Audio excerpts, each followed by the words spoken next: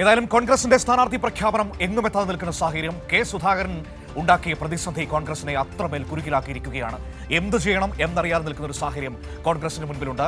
ഏറ്റവും പ്രധാനപ്പെട്ട കാര്യം, കോൺഗ്രസിനുള്ളിൽ ഒരു വിഭാഗം നേതാക്കൾക്ക്, വലിയ വിഭാഗം നേതാക്കൾക്ക് കെ സുധാകരന് സീറ്റ് കൊടുക്കണം എന്നൊരു നിലപാടായിരുന്നു. പക്ഷേ വി.ഡി. സതീശൻ കർക്കശമായ നിലപാട് സ്വീകരിക്കുന്നു. ഒരു കാരണവശാലും കെ സുധാകരന് സീറ്റ് കൊടുക്കാൻ പാടില്ല എന്ന നിലപാടിലേക്ക് വി.ഡി. സതീശൻ എത്തുന്നു. വി.ഡി. സതീശന്റെ ആ പകയാണ് സുധാകരനെ ഈ കുരുക്കിലേക്ക് കൊണ്ട് ചാടിച്ചത് എന്നാണ് ഇപ്പോൾ നമുക്ക് മനസ്സിലാക്കാൻ കഴിയുന്നത്.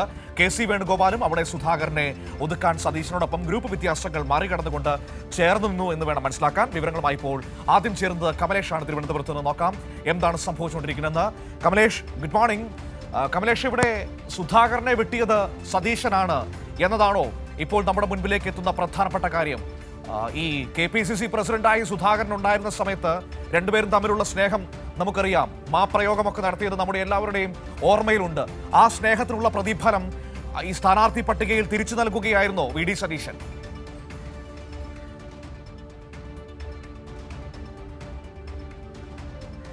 മനു, നിലവിലെ സാഹചര്യം വെച്ച് വിലയിരുത്തുമ്പോൾ ആ ഒരു കാര്യത്തിലേക്ക് തന്നെയാണ് പോകുന്നത് എന്നതാണ്. നേരത്തെ തന്നെ കെ സുധാകരനും ഇതുപോലെ വി.ഡി. സതീശനും തമ്മിലുള്ള പ്രശ്നങ്ങൾ നമുക്ക് അറിയാവുന്നതാണ്. പല ഘട്ടങ്ങളിൽ നേർക്കുനേർ തന്നെ ഒരു വാഗ്വാദത്തിലേക്ക് ഉൾപ്പെടെ പോകുന്ന നിലയിലേക്ക് കാര്യങ്ങൾ ഉണ്ടായിട്ടുണ്ട്. പക്ഷേ അത് കഴിഞ്ഞാൽ പിന്നെ അതൊക്കെ സ്നേഹപ്രകടനങ്ങളുടെ ഭാഗമാണ് എന്ന് പറയാൻ വി.ഡി. സതീശൻ്റെ ഒരു മടിയും ഉണ്ടായിരുന്നില്ല. ആ നിലയിലാണ് ഇപ്പോഴും വി.ഡി. സതീശൻ്റെ കാര്യങ്ങളൊക്കെ പോകുന്നത്. പക്ഷേ നിലവിലിപ്പോൾ ഇത് നേരത്തെ ഉണ്ടായിരുന്നത് പോലെ ഒരു ചെറിയ പ്രതിസന്ധി അല്ല കോൺഗ്രസിനകത്തുള്ളത് എന്നുള്ളതാണ് നമുക്ക് മനസ്സിലാക്കേണ്ട ഒരു കാര്യം.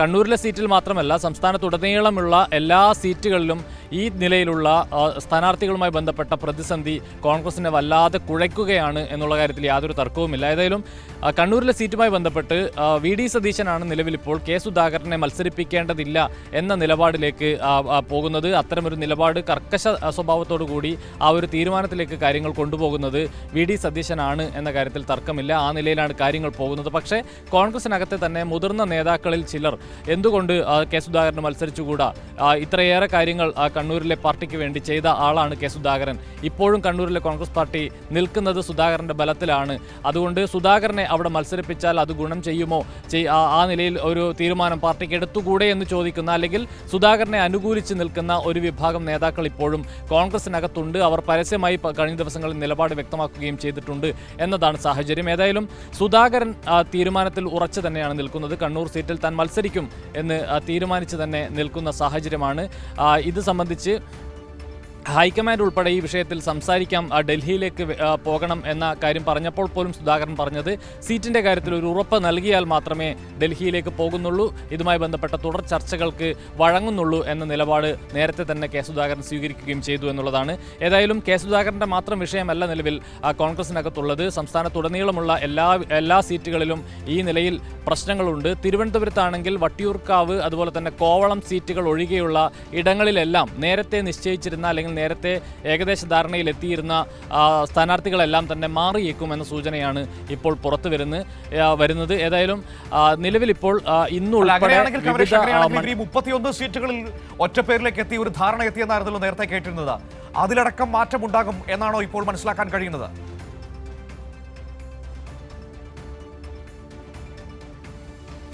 മനു, തീർച്ചയായും നേരത്തെ സേഫായിട്ടുള്ള അല്ലെങ്കിൽ പ്രശ്നങ്ങളൊന്നുമില്ലാത്ത മണ്ഡലങ്ങളിലെ സ്ഥാനാർത്ഥികളെ പ്രഖ്യാപിക്കാനുള്ള ഒരു നീക്കം കോൺഗ്രസ് നടത്തിയിരുന്നു. പക്ഷേ ആ നീക്കവും പാളിപ്പോകുന്ന സാഹചര്യമാണുള്ളത്. മറ്റൊരു പ്രധാനപ്പെട്ട കാര്യം വി.ഡി. സതീശൻ ആവർത്തിച്ച് പറഞ്ഞത്, യാതൊരുവിധ തർക്കങ്ങളുമില്ലാതെ ഈ സ്ഥാനാർത്ഥി നിർണയം ഉൾപ്പെടെയുള്ള കാര്യങ്ങൾ പൂർത്തിയാക്കി അതിൻ്റെ പ്രചരണ പ്രവർത്തനങ്ങളിലേക്ക് കടക്കാൻ UDF-ന് കഴിയും, കോൺഗ്രസിന് കഴിയും എന്നുള്ളതായിരുന്നു. പക്ഷേ ആ നിലയിലല്ല കാര്യങ്ങൾ മുന്നോട്ട് പോകുന്നത് എന്നുള്ളതാണ് നമുക്കിപ്പോൾ കാണാൻ കഴിയുക. വലിയ തർക്കങ്ങൾ ഇതുമായി ബന്ധപ്പെട്ട് കോൺഗ്രസിനകത്ത് രൂപപ്പെടുന്ന സാഹചര്യം ഞാൻ നേരത്തെ സൂചിപ്പിച്ചതുപോലെ തന്നെ തിരുവനന്തപുരത്താണെങ്കിൽ വട്ടിയൂർക്കാവ്, കോവളം മണ്ഡലങ്ങൾ ഒഴികെയുള്ള ഇടങ്ങളിലെല്ലാം സ്ഥാനാർത്ഥികളുടെ പേര് മാറാനുള്ള സാധ്യതയാണ് നിലവിൽ കൽപ്പിക്കപ്പെടുന്നത്. അതോടൊപ്പം സ്ഥാനാർത്ഥികളായി ഇപ്പോൾ ഉയർന്നു കേൾക്കുന്ന പേരുകൾക്കെതിരെയും വലിയ പ്രതിഷേധം വിവിധ മണ്ഡലങ്ങളിൽ ഉയർന്നു വരുന്നു. അവർക്കെതിരെ പോസ്റ്ററുകൾ DCC ഓഫീസിന് മുന്നിലും KPCC ഓഫീസിന് മുന്നിലുമൊക്കെ പ്രത്യക്ഷപ്പെടുന്ന സാഹചര്യം കഴിഞ്ഞ ദിവസങ്ങളിലെല്ലാം ഉണ്ടായിട്ടുണ്ട്. ഇന്നും ശബരിനാഥിനെതിരെ DCC ഓഫീസിലും KPCC ഓഫീസിലും പോസ്റ്റർ പതിപ്പിച്ചിട്ടുണ്ട് എന്നാണ് നമുക്ക് മനസ്സിലാക്കാൻ കഴിയുന്നത്. കഴിഞ്ഞ ദിവസങ്ങളിൽ പാലോട് രവി, DCC അധ്യക്ഷനായിരുന്ന പാലോട് രവി ഉൾപ്പെടെയുള്ള ആളുകൾക്കെതിരെ, വാമനപുരത്താണ് പാലോട് രവിയുടെ പേര് ഉയർന്നു കേട്ടിട്ടുള്ളത്, പാലോട് രവിക്കെതിരെ വലിയ പോസ്റ്റർ യുദ്ധം തന്നെ ഇപ്പോൾ ആരംഭിച്ചിട്ടുണ്ട് എന്നുള്ളതാണ്. ഏതായാലും കടൽ കിഴവന്മാരെ വാമനപുരത്തിന് വേണ്ട എന്ന് കോൺഗ്രസിലെ തന്നെ ഒരു വിഭാഗം ആളുകൾ സേവ് കോൺഗ്രസ് ഫോറം എന്ന പേരിലാണ് ഈ പോസ്റ്ററുകളെല്ലാം പ്രത്യക്ഷപ്പെടുന്നത് എന്നുള്ളതാണ്. പാലോട് രവി വീട്ടിലിരിക്കട്ടെ, കടൽ കിഴവന്മാരെ ഇനി ആവശ്യമില്ല എന്ന് കോൺഗ്രസിലെ തന്നെ ഒരു വിഭാഗം പറയുന്ന സാഹചര്യമുണ്ട്. കഴിഞ്ഞ ദിവസമാണെങ്കിൽ നെടുമങ്ങാട് വലിയ പ്രതിഷേധം ഉയർന്നു വരുന്ന സാഹചര്യമുണ്ടായി. നെടുമങ്ങാട് മീനാങ്കൽ കുമാർ എന്നയാളിനെയാണ് പരിഗണിക്കുന്നത്. CPIയിൽ നിന്ന് അച്ചടക്ക നടപടി നേരിട്ട് ഏതാനും ദിവസങ്ങൾക്ക് മുൻപാണ് മീനാങ്കൽ കുമാർ കോൺഗ്രസിന്റെ ഭാഗമാവുന്നത്. അതുകൊണ്ട് തന്നെ മീനാങ്കൽ കുമാറിന് ഈ സ്ഥാനാർത്ഥിത്വം നൽകരുത്, അവിടെ കോൺഗ്രസിന് വേണ്ടി പണിയെടുത്ത നിരവധിയായ പ്രവർത്തകരുണ്ട്, നേതാക്കളുണ്ട്, അവരെ ആ സീറ്റിലേക്ക് പരിഗണിക്കണം എന്ന ആവശ്യം കോൺഗ്രസിൽ ഒരു വിഭാഗം ഉയർത്തുകയും ചെയ്തു. അവിടെയും മീനാങ്കൽ കുമാറിനെതിരെ വലിയ പോസ്റ്ററുകൾ വരുന്നു എന്നുള്ളതാണ്. പണത്തിനും ഭീഷണിക്കും വഴങ്ങി ഈ നിലയിൽ സീറ്റുകൾ നൽകുന്ന നിലയിലേക്ക് കാര്യങ്ങൾ പോകരുത് എന്ന് പറയുന്നു. അതോടൊപ്പം കോൺഗ്രസിലെ തന്നെ ഒരു മുതിർന്ന നേതാവിൻ്റെ അടുത്ത ബന്ധുവാണ് ഈ മീനാങ്കൽ കുമാർ. ആ നിലയിൽ ഒരു ബന്ധുക്കൾക്ക് സ്ഥാനാർത്ഥിത്വം നൽകുന്ന നിലയിലേക്ക് കാര്യങ്ങൾ പോകുന്നു. അതിനെയെല്ലാം കോൺഗ്രസിലെ തന്നെ പ്രവർത്തകർ ശക്തമായി എതിർക്കുന്ന സാഹചര്യമാണ് നിലവിലുള്ളത്. ഏതായാലും ആ നിലയിൽ ഉടനെ കോൺഗ്രസ് ലക്ഷ്യമിട്ടിരുന്നത് ഈ തദ്ദേശ തെരഞ്ഞെടുപ്പിൽ കുറച്ചുകൂടി ഒരു മികച്ച പ്രകടനം കാഴ്ചവെക്കാൻ അവർക്ക് കഴിഞ്ഞിരുന്നു. ആ അഡ്വാൻറ്റേജ് മുതലാക്കിക്കൊണ്ട് സ്ഥാനാർത്ഥികളെയൊക്കെ നേരത്തെ പ്രഖ്യാപിച്ച് കളം പിടിക്കാം എന്നതായിരുന്നു കോൺഗ്രസിന്റെ ധാരണ എന്ന് പറയുന്നത്. പക്ഷേ സംഭവിച്ചത് എന്താണ്? ഒരിടത്തു പോലും സ്ഥാനാർത്ഥികളെ പ്രഖ്യാപിക്കാൻ കഴിയാത്ത ഏറ്റവും ദയനീയമായ സാഹചര്യത്തിലേക്ക് പോകുന്നു.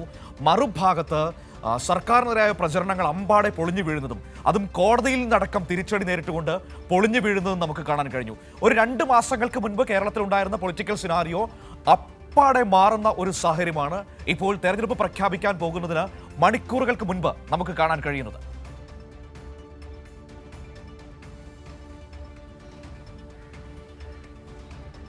മനു, തീർച്ചയായും കോൺഗ്രസ് ആ നിലയിൽ വലിയ ആശ്വാസത്തിൽ തന്നെയാണ് ഉണ്ടായിരുന്നത്. ആ ഒരു ട്രെൻഡ് നിയമസഭാ തെരഞ്ഞെടുപ്പിലും ആവർത്തിക്കാൻ കഴിയും, വീണ്ടും അധികാരത്തിലേക്ക് തിരിച്ചു വരാൻ കോൺഗ്രസിന് കഴിയും, UDFന് കഴിയും എന്ന നിലയിലുള്ളൊരു ആത്മവിശ്വാസം നേരത്തെ കോൺഗ്രസ് വെച്ചു പുലർത്തിയിരുന്നു. എന്നാൽ അതിനുശേഷം മനു സൂചിപ്പിച്ചതുപോലെ തന്നെ സംസ്ഥാന സർക്കാരിനെതിരെ പ്രത്യേകിച്ച് എന്തെങ്കിലും പറയാൻ കഴിയുന്ന ഒരു സാഹചര്യമില്ല, എന്തെങ്കിലും തരത്തിലുള്ള വിമർശനങ്ങൾ ഉന്നയിക്കാൻ കഴിയുന്നില്ല, എന്തെങ്കിലും ആക്ഷേപങ്ങളും ആരോപണങ്ങളും മുന്നോട്ട് കൊണ്ടുവരാൻ കഴിയുന്നില്ല. നേരത്തെ ഉന്നയിച്ച ആരോപണങ്ങളും പരാതികളും എല്ലാം തന്നെ കോടതി തള്ളുന്ന ഒരു സാഹചര്യവും ഉണ്ടായി എന്നുള്ളതാണ്. അതുകൊണ്ട് തന്നെ നിലവിൽ ഈ വിഷയങ്ങളില്ലാതെ അല്ലെങ്കിൽ ഒരു ആത്മവിശ്വാസമില്ലാത്ത കോൺഗ്രസിനെയും UDFനെയുമാണ് നമുക്ക് നിലവിൽ കാണാൻ കഴിയുന്നത് എന്നുള്ളതാണ്. അതിന് പുറമെയാണ് ഈ കൂനിന്മേൽ കുരു എന്നൊക്കെ പറയുന്നത് പോലെ ആ വിഷയങ്ങൾക്ക് പുറമെയാണ് നിലവിലിപ്പോൾ സ്വന്തം സ്ഥാനാർത്ഥികളെ തന്നെ വേണ്ട എന്ന നിലപാട് കോൺഗ്രസ് നേതാക്കളും പ്രവർത്തകരും ഒക്കെ എടുക്കുന്നത് എന്നുള്ളതാണ്. അതും വലിയ തലവേദനയായിട്ടുണ്ട്. അതോടൊപ്പം ഇത്തരം സ്ഥാനാർത്ഥികളെ ഈ പെയ്ഡ് സീറ്റുകളാണ് പലതും വരുന്നത്. പണവും ഭീഷണിക്കും വഴങ്ങി സ്ഥാനാർത്ഥികളെ പ്രഖ്യാപിക്കുന്ന സാഹചര്യം ഉണ്ടാകുന്നു, അല്ലെങ്കിൽ സ്ഥാനാർത്ഥികളെ നിശ്ചയിക്കുന്ന സാഹചര്യം ഉണ്ടാകുന്നു എന്നതുൾപ്പെടെ കോൺഗ്രസിൽ നിന്ന് തന്നെ അത്തരം എതിർപ്പുകളും നേരിടേണ്ടി വരുന്നു എന്നുള്ളത് വലിയ പ്രതിസന്ധിയായി കോൺഗ്രസിനെ വലയ്ക്കുന്നു എന്നുള്ളതാണ്. അതിന് പുറമെയാണ് കെ സുധാകരനെ പോലെയുള്ള നേതാക്കൾ സ്വന്തം നിലയ്ക്ക് സ്ഥാനാർത്ഥി പ്രഖ്യാപനം നടത്തി മുന്നോട്ട് വരുന്ന സാഹചര്യവും ഉണ്ടാകുന്നത്. അതിന് വഴങ്ങേണ്ടതില്ല എന്ന നിലപാട് VD സതീശൻ ഉൾപ്പെടെയുള്ള ആളുകൾ സ്വീകരിക്കുമ്പോൾ പോലും സുധാകരനെ പോലെയുള്ള നേതാക്കളെ അങ്ങനെ അവഗണിച്ച് മുന്നോട്ട് പോകാൻ കഴിയില്ല എന്ന നിലപാട് മറ്റ് നേതാക്കളും സ്വീകരിക്കുന്നു എന്നുള്ളതാണ്. ഏതായാലും ഇതിൻ്റെ ഏറ്റവും ഒരു ചുരുക്കം എന്ന് പറയുന്നത്, അതിൻ്റെ ഒരു ചെറിയൊരു ഭാഗമാണ് തിരുവനന്തപുരത്ത് നടക്കുന്നത്. തിരുവനന്തപുരത്തെ മിക്ക സീറ്റുകളിലും ഈ നിലയിൽ പോസ്റ്റർ യുദ്ധങ്ങളാണ്. ഓരോ ദിവസം കഴിയുമ്പോഴും ഓരോ മണ്ഡലങ്ങളെ കേന്ദ്രീകരിച്ച് ആ സ്ഥാനാർത്ഥികൾക്കെതിരെ പോസ്റ്റർ യുദ്ധം ആരംഭിക്കുന്ന നിലയുണ്ട്. നിലവിലിപ്പോൾ ചിറയൻകീഴ് താലൂക്കിൽ രമ്യ ഹരിദാസിനെ കൊണ്ടുവന്ന് മത്സരിപ്പിക്കാനുള്ളൊരു നീക്കമാണ് കോൺഗ്രസ് പ്രധാനമായും നടത്തിയിട്ടുള്ളത്. പക്ഷേ അതിനെതിരെ അവിടെ തന്നെയുള്ള ദളിത് സംഘടനകൾ വലിയ പ്രതിഷേധവുമായി രംഗത്തെത്തുന്ന സാഹചര്യമുണ്ട്. കഴിഞ്ഞ ദിവസം പ്രസ് ക്ലബ്ബിൽ ഉൾപ്പെടെ അവർ നേരിട്ടെത്തി മാധ്യമങ്ങളെ കണ്ട് ആ വിമർശനം ഉന്നയിക്കുകയും ചെയ്യുന്ന സാഹചര്യമുണ്ട് എന്നുള്ളതാണ് സാഹചര്യം. ഏതായാലും രമ്യ ഹരിദാസിനെതിരെ KPMSന്റെ നേതൃത്വത്തിൽ ഉൾപ്പെടെ, അതായത് രമ്യ ഹരിദാസ് ആണ് സ്ഥാനാർത്ഥിയായി വരുന്നതെങ്കിൽ പാർട്ടിക്കെതിരെ വോട്ട് ചെയ്യുമെന്ന് പോലും ഒരു DCC ജനറൽ സെക്രട്ടറി നേരിട്ട് വന്ന് മാധ്യമങ്ങളോട് പറയുന്ന ഒരു സാഹചര്യമുണ്ടായി എന്നതാണ് ഏറ്റവും പ്രധാനപ്പെട്ട കാര്യം. അവിടെ തന്നെ പുലയ വിഭാഗത്തിലുള്ള നിരവധി പ്രവർത്തകരും നേതാക്കളുമുണ്ട്. ആ ജില്ലയിൽ നിന്നുള്ള, മണ്ഡലത്തിൽ നിന്നുള്ള ആളുകളെ പരിഗണിക്കാതെ മറ്റ് ജില്ലകളിൽ നിന്ന് രമ്യ ഹരിദാസിനെ പോലെ നേരത്തെ പാട്ടും പാടി നടന്ന് തോറ്റ ആളുകളെ കൊണ്ടുവന്ന് ഇവിടെ പ്രതിഷ്ഠിക്കാനുള്ള നീക്കം കോൺഗ്രസ് നടത്തുന്നുണ്ടെങ്കിൽ, നേതൃത്വം നടത്തുന്നുണ്ടെങ്കിൽ വോട്ടിൽ അതിന് മറുപടി പറയുമെന്ന് DCCയുടെ ജനറൽ സെക്രട്ടറി പ്രസ് ക്ലബ്ബിൽ മാധ്യമങ്ങളെ വിളിച്ച് പറയുന്ന ഒരു സാഹചര്യം ഉണ്ട് എന്നുള്ളതാണ്. ആ നിലയിൽ വളരെ ഗുരുതരമായ പ്രതിസന്ധിയിലേക്ക് കോൺഗ്രസ് അതുവഴി UDF പോകുന്നു എന്നുള്ളതാണ് നിലവിലെ സാഹചര്യം. മറ്റൊന്നുകൂടി പറയാതെ പോകാനാവില്ല. കോൺഗ്രസിനകത്തുണ്ടാകുന്ന ഇത്തരം തർക്കങ്ങളെല്ലാം വലിയ നിലയിൽ UDFനെയാണ് ദോഷകരമായി ബാധിക്കുന്നത്. അതുകൊണ്ട് തന്നെ മറ്റ് UDF നേതാക്കൾക്കും, അതായത് ലീഗിൻ്റെയും മറ്റ് പാർട്ടികളുടെയും ഒക്കെ UDF നേതാക്കൾക്കും കോൺഗ്രസിലെ ഈ പ്രതിസന്ധിയിൽ വലിയ പ്രതിഷേധമുണ്ട് എന്നുള്ളതാണ്. അത് ആ നിലയിൽ സ്വകാര്യമായി ഉൾപ്പെടെ കോൺഗ്രസിൻ്റെ നേതാക്കളെ അവർ അറിയിച്ചിട്ടുമുണ്ട് എന്നുള്ളതാണ്. ഈ പ്രശ്നത്തിന് പരിഹാരം എത്രയും പെട്ടെന്ന് കാണണമെന്ന താക്കീത് മറ്റ് മുന്നണി നേതാക്കൾ, മുന്നണിയിലെ മറ്റ് കക്ഷി നേതാക്കളെല്ലാം തന്നെ കോൺഗ്രസിന് നൽകിക്കഴിഞ്ഞു എന്ന വാർത്തകളും പുറത്തേക്ക് വരുന്നു എന്നുള്ള സാഹചര്യമാണ്. ഏതായാലും എല്ലാം കൊണ്ടും ഈ തെരഞ്ഞെടുപ്പിനെ അഭിമുഖീകരിക്കാൻ കോൺഗ്രസ് ഒരുങ്ങുമ്പോൾ ആത്മവിശ്വാസമില്ലാത്ത കോൺഗ്രസ്സായി ഈ പാർട്ടി മാറിപ്പോകുന്നു എന്നുള്ളതാണ് നിലവിലെ സാഹചര്യം. Manu. Okay, thank you Kamalesh. കമലേഷാണ് തിരുവനന്തപുരത്ത് നിന്ന് ഈ സമഗ്രമായ വിവരങ്ങൾ നമ്മളോട് പങ്കുവച്ചത്. എന്താണ് നിലവിൽ കോൺഗ്രസിൽ സംഭവിച്ചുകൊണ്ടിരിക്കുന്നതെന്ന്.